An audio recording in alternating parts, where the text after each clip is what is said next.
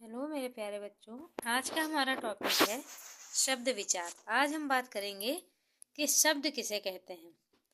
वर्णों के क्रमबद्ध एवं सार्थक समूह को शब्द कहते हैं। वर्णों का जो क्रमबद्ध और सार्थक समूह होता है, यहाँ क्रमबद्ध और सार्थक समूह का प्रयोग इसलिए किया गया है कि ऐसा नहीं है कि वर्ण कुछ भी लिख दिया और वो शब्द बन गया। जैसे लिख दिया मा ला ख मालक, तो ये कोई शब्द नहीं बन गया। शब्द तब बनेगा जब वर्ण क्रम से हों और उनका कोई अर्थ हो। जैसे कमल, कमल तो हमें पता है कि कमल एक फूल है, तो वो एक सार्थक शब्द है। तो ऐसे शब्दों को ही हम शब्द कहेंगे, ना कि बेवजह के शब्दों को। अब आते हैं कि शब्द के प्रकार कौन कौन से होते हैं। तो शब्द के प्रकार को जो है 3 आधारों पे बांटा जा सकता है। अर्थ के आधार पर, उत्पत्ति के आधार पर और रचना के आधार पर। अर्थ के आधार पर, उत्पत्ति के आधार पर और रचना के आधार पर। आप जानते हैं कि अर्थ के आधार पर शब्द के कितने भेद होते हैं। तो अर्थ के आधार पर शब्द के 2 भेद होते हैं। पहला होता है सार्थक, दूसरा होता है निरर्थक।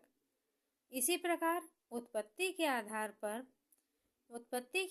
पर शब्द के 5 भेद होते हैं, जिसमें पहला है तत्सम शब्द, दूसरा तद्भव शब्द, तीसरा देशज, चौथा विदेशी और 5वां संकर शब्द।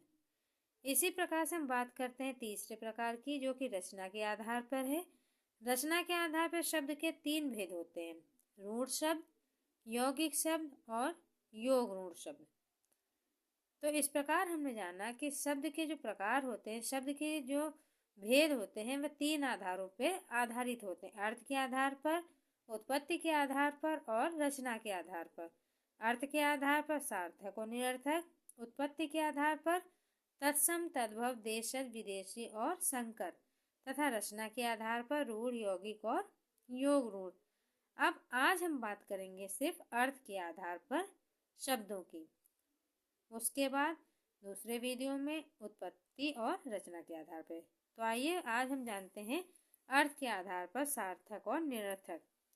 तो अर्थ के आधार पर जो 2 भेद होते हैं, उसमें पहला है सार्थक। जिन शब्दों का कोई अर्थ होता है उन्हें हम सार्थक शब्द कहते हैं। सार्थक का मतलब ही होता है अर्थ सहित।